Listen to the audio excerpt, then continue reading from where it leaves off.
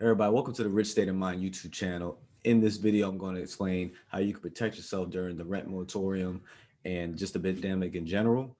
Please make sure you like, subscribe, and leave a comment to any other suggestions that you may have on top of the things that I add on how to better protect yourself as landlords.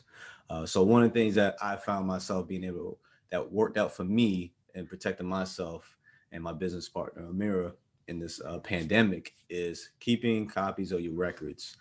With this, you know, pandemic going on, you have obviously a lot of tenants who thought rent was canceled; they didn't have to pay rent. That wasn't the case, obviously, right? That is not the case.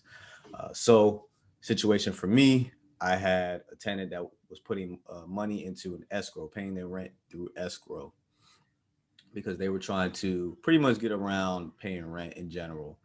Thanks to me keeping copies of all the maintenance that was being done, all the correspondence between me and the tenant and my property manager and the tenant, we were able to win that particular battle in court.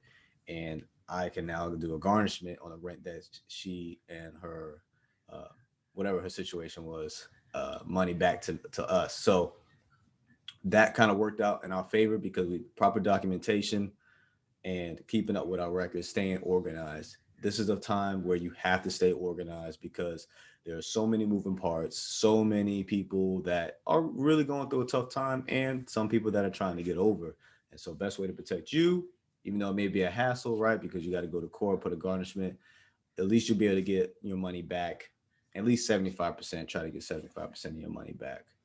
Another thing that I would suggest that you do during this pandemic, and this is also makes your real estate business recession proof, is insulating your business with Section 8 or any kind of rental assistance programs for your tenants. I really strongly suggest that you do this because this allows you to worry about, you get the rent from the government, you get the rent from these rental assistance programs by solely having to worry about the tenant and maintaining their job due to the pandemic, right? People have lost their jobs. There's really, and some people don't even have an incentive to get jobs back because I've been told by some tenants they get paid more from unemployment than they did from their job. So what incentive is there to work? So you still have a mortgage to be paid. You still have cash flow that you need to get. So how do you make sure that you're good? Hey, promote to your tenants or only accept, not can't say only accept, but try to mainly focus on accepting tenants that have Section 8. Down in the Hampton Roads area, I accept the 4 Kids program.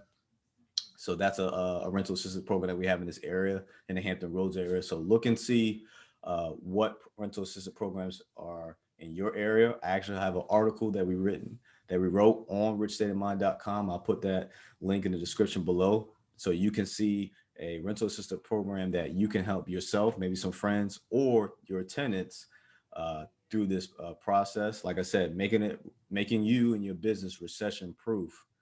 These programs have been very helpful to our business. They have it's been very.